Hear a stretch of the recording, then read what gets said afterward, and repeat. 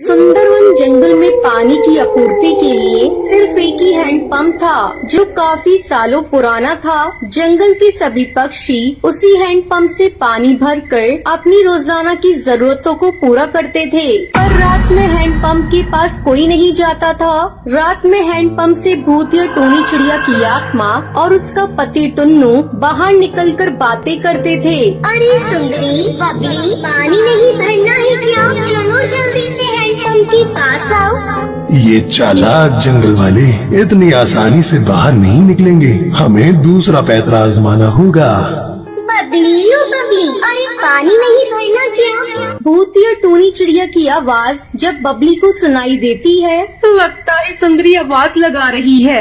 जल्दी से उठकर मुझे पानी भरना होगा, वरना हैंडपंप पर लंबी चौड़ी लाइन लग जाएगी। बबली बिना समय देखे बाल्टी उठाकर हैंडपंप के पास आकर कहती है, लगता है सुबह होने में समय है। खैर अब आ ही गई हूँ तो हैंडपंप से पानी भर लेती हूँ। बबली जैसे ही हैंडपंप को चलाती है उसमें से पानी की जगह खून निकलने लगता है। तभी भूतिया टूनी चिड़िया और उसका पति बंटी कबूतर हैंडपंप से बाहर निकलते हैं। हमें इस बबली को सबक सिखाना होगा। इसके खून से हम हैंडपंप को धोएंगे।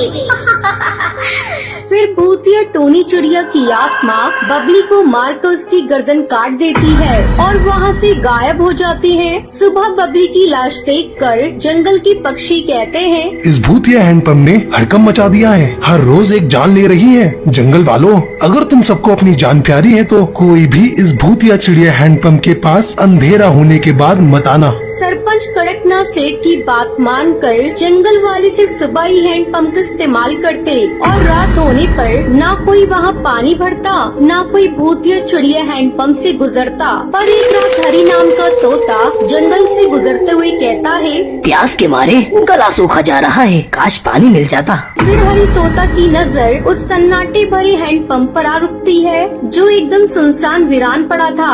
घर पहुंचने के लिए हमें लंबा सफर तय करना है, क्यों ना मैं इसी हैंडपंप से अपनी प्यास बुझा लूं। जैसे ही हरी तोता हैंडपंप चलाने लगता है तभी भूतिया टूनी चिड़िया और टुन्नू की आत्मा बाहर निकल कर आते हैं। तुम्हें प्यास लगी थी ना?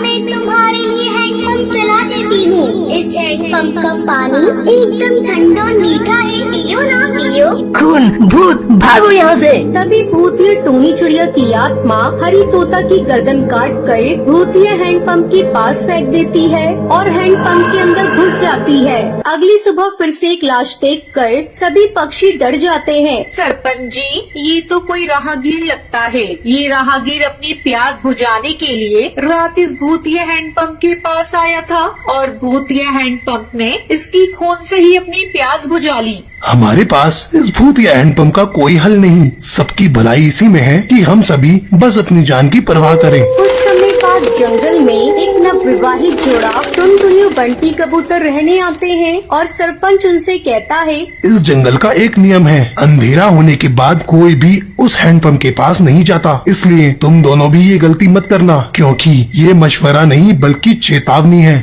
सरपंच की बात सुनकर टुनटुनी कहती है, बंटी, ऐसा भी क्या उस हैंडपंप में जो सरपंच जी बोलते समय भी इतना कपकपा रहे थे? आधी रात में भूतिया चिड़िया हैंडपंप जोर जोर से आवाज निकालते हुए चलने लगता है और बंटी कहता है, इतनी रात जोर जोर से हैंडपंप चलाकर कौन पानी भर रहा है? बंटी जैसे ही हैंडपंप के पास आता है भूतिया टूनी चिड़िया और टुन्नू की आत्मा हैंडपंप से बाहर आकर निकल कर कहती है, तो तुम अपनी मौत की आवाज सुनकर आ ही गए।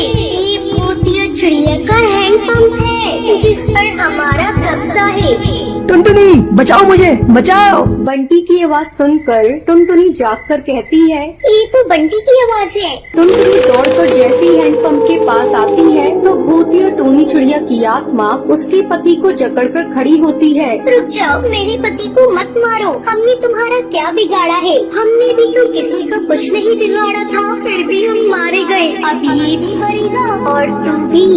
अगर तुम मेरे पति की जान बख्शती हो तो मैं तुम दोनों की मदद करूंगी। मैं और मेरा पति इसी जंगल में रहते थे। हम इसी हैंडपंप का मीठा पानी डिब्बे में भरकर जंगलों में बेचा करते थे। टूनी, हमारे हैंडपंप के मीठे पानी के कारण अच्छी कमाई हो रही है, तो क्यों ना हम इस हैंडपंप के पानी को बिस्लरी बोतल में भरकर स्टेशन के यात्रियों और ट्रेनों में बेचें। हम दोनों ने बोतलों में पानी भरकर बेचना शुरू किया। कुछ ही दिनों में हम लोग काफी अमीर हो गए, जिसे देखकर जंगल वाले और कड़कनाथ हमसे चलकर कहने लगे, ये हैंडपंप जंगल की जरूरत के लिए लगा हुआ है, तुम्हारी कमाई के जरिए के लिए नहीं। पूरे जंगल के पानी तो तुम दोनों पति पत्नी भर लेते हो। पर कड़कनाथ सेठ, इससे धरती का पानी घट तो नहीं जाता।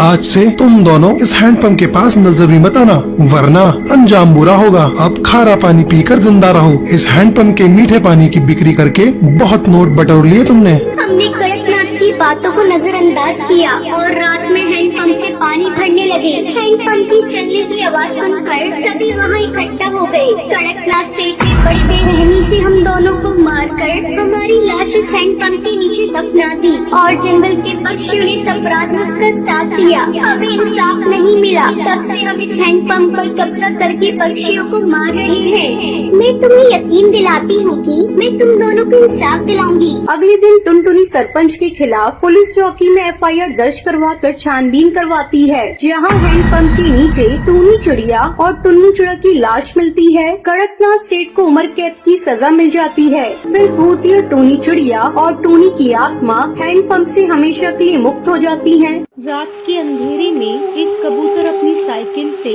अपने घर लौट रहा था। वो एक पेड़ के पास से गुजरा तो उसे लगा जैसे कोई इसका पीछा कर रहा है। वो मुड़ा तो पीछे कोई नहीं था। वो साइकिल चलाता रहा और तभी उसे किसी के हंसने की आवाज सुनाई दी। कौन है यहाँ? उसने फिर से पीछे देखा तो वहाँ कोई नहीं था और उसकी साइकिल पर 2 कठपुतलियाँ थी। ये कहाँ से आ गई? उसने उन चिड़िया की कठपुतलियों को उठाया और फेंका, पर कठपुतलियाँ जमीन पर गिरने की बजाय उड़ने लगी। वो कबूतर भागने लगा। तभी वो दोनों चिड़िया की कठपुतली उसका पीछा करने लगी। कहाँ तक भागोगे? हम तुझे नहीं छोड़ेंगे। कठपुतलियों ने उस कबूतर को घेर लिया। वो भागने की कोशिश करता रहा, लेकिन अंत में उसे दिल का दौरा पड़ा और वो वहीं मर गया। कठपुतलियाँ वापस अपने पेड़ पर चली गयी और वहीं पेड़ की टहनी से लटकी रही। अब ये कठपुतलियाँ जंगल के सब पक्षियों को परेशान करते थे। एक दिन जंगल के पक्षी साधु बाबा के पास पहुँचे। अब आप ही हमारी मदद कर सकते हैं महाराज। उन भूतिया चिड़िया कठपुतलियों ने तांडव शुरू कर दिया है। वो किसी को नहीं छोड़ रही, सबको मार देंगी। पता नहीं उन कठपुतलियों को लोगों का शिकार करके क्या मिलता है। मैं आऊँगा, जरूर आऊँगा, आज रात ही आऊँगा। ये सुनकर जंगल वाले पक्षी बहुत खुश थे। उस रात साधु महाराज अकेले उस रास्ते पे चल पड़े और उनके कदमों की आहट सुनकर भूतिया कठपुतलियाँ जाग गयीं और उसका पीछा करने लगी। कौन हो तुम लोग? लगता है तुम लोग ऐसे नहीं बताओगे। साधु महाराज मंत्र पढ़ने लगे। रुक जाओ, बंद करिए ये सब। तो मेरे सवालों का जवाब दो। कौन हो तुम? मैं टूनी हूँ और ये मेरे पति टुन्नू। हम दोनों राजस्थान के पास वाले जंगल के रहने वाले थे। हम दोनों कठपुतलियों को खेल दिखाया करते थे। हमारी कला देखने के लिए दूर दूर से पक्षी आया करते थे। एक दिन इस जंगल की महारानी हरी तोती हमारे जंगल आई। टूनी जी, आप हमारे जंगल में अपना कठपुतली का कार्यक्रम दिखाएं, उसके बदले हम आपको बहुत बड़ा इनाम देंगे।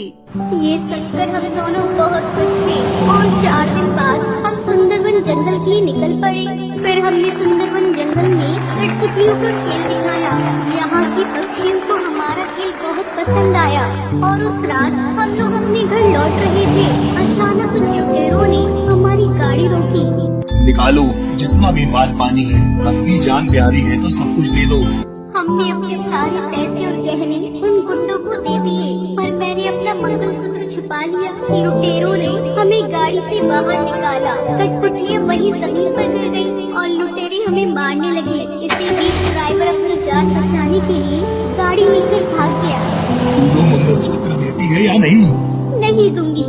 लुटेरे ने मंगलसूत्र छीना और मुझे और मेरे पति टुन्नू को मार दिया और वहाँ से भाग गए। कई पक्षी वहाँ से गुजरे, लेकिन किसी ने हमारी मदद नहीं की। अगर कोई हमारी मदद करता तो आज हम जिंदा होते। तब से हर रात हम इन कठपुतलियों में जी रहे हैं और इस जंगल के पक्षियों से बदला ले रहे हैं। हम किसी को नहीं छोड़ेंगे। इन सब ने तुम्हारा क्या बिगाड़ा है? क्या इन्होंने तुम्हें लूटा? नहीं ना, तो तुम इन पक्षियों को मत मारो। इनके परिवार का क्या होगा? तुमने कभी सोचा है? अगर उनके परिवार है तो क्या हमारे नहीं थे? हमारा भी एक हंसता खेलता परिवार था। हमारी माँ थी, भाई था, उसकी क्या गलती थी?